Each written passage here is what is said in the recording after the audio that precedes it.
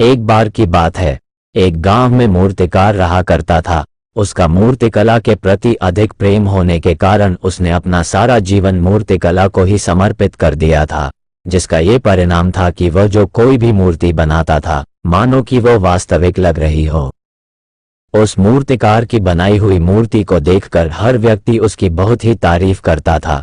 उसकी इस कला की चर्चा उसके गांव में ही नहीं बल्कि आसपास के सभी गांवों में होने लगी थी। ऐसी स्थिति में मूर्तिकार के भीतर अहंकार की भावना आने लगी थी।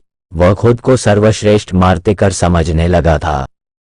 धीरे धीरे उम्र बढ़ने के साथ ही उसका समय करीब आने लगा तथा वह अपनी मृत्यु से बचने के लिए नए नए उपाय खोजने लगा। ये किसी न किसी प्रकार से स्वयं को यमदूत की नजरों से बचाना चाहता था, जिससे कि वह उसके प्राण न ले सके। अंत में उसके दिमाग में एक बेहतरीन तरकीब आई। उसने अपनी मूर्तिकला के प्रयोग से 10 बेहतरीन मूर्तियों का निर्माण किया। वे सभी मूर्तियां देखने में हूबहू एक जैसी लग रही थी। मूर्तियां ऐसी जीवित प्रतीत हो रही थी कि मानो उसमें प्राण हो। मूर्तिकार तथा मूर्ति में कोई भी अंतर नहीं था। फिर मूर्तिकार भी उन मूर्तियों के बीच में जाकर बैठ गया। उसकी युक्ति के अनुसार यमदूत द्वारा उस मूर्तिकार को उन मूर्तियों के बीच में पहचानना संभव नहीं था। अतः मूर्तिकार की युक्ति कारगर साबित हुई। जब यमदूत उसके प्राण लेने आया तो एक जैसी 11 मूर्तियों को देखकर यमराज चकित रह गया। वह उन सभी मूर्तियों में अंतर करने में असमर्थ था, लेकिन यमदूत को पता था कि मूर्तिकार इन्हीं मूर्तियों के बीच में छुपकर बैठा हुआ है। यमदूत द्वारा मूर्तिकार के प्राण लेने से पहले उसे पहचानना जरूरी था।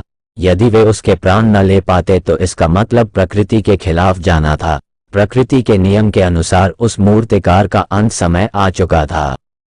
मूर्तिकार को पहचानने का सबसे आसान तरीका था कि वह मूर्तियों को तोड़कर देख सकता था, लेकिन यमदूत मूर्तिकार की कला का अनादर नहीं करना चाहता था। अतः उसने इस परेशानी से निकलने के अलग ही उपाय सोचा। यमदूत को मूर्तिकार के अहंकार का बोध हुआ, जिससे वह मूर्तिकार के अहंकार पर चोट करते हुए बोला, वैसे तो मूर्तिकार ने अपनी मूर्तिकला से अद्भुत मूर्तियों का निर्माण किया है, लेकिन उसने एक बहुत बड़ी त्रुटि कर दी है। यदि वह मेरे पास होता तो मैं उसे इस त्रुटि के बारे में अवगत करा सकता।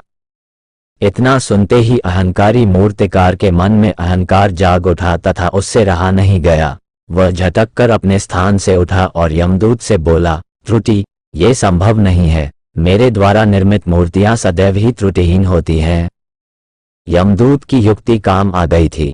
फिर उसने मूर्तिकार को पकड़ा और बोला, बेजान मूर्तियां बोलती नहीं हैं तथा तुम तो बोल रहे हो। यदि तुम्हारी सबसे बड़ी त्रुटि है कि तुम्हारे अहंकार पर तुम्हारा कोई भी बस नहीं है, तब यमदूत मूर्तिकार के प्राण हर कर यमलोक वापस चला गया। इस कहानी से हमें ये शिक्षा मिलती है कि अहंकार विनाश का कारण होता है।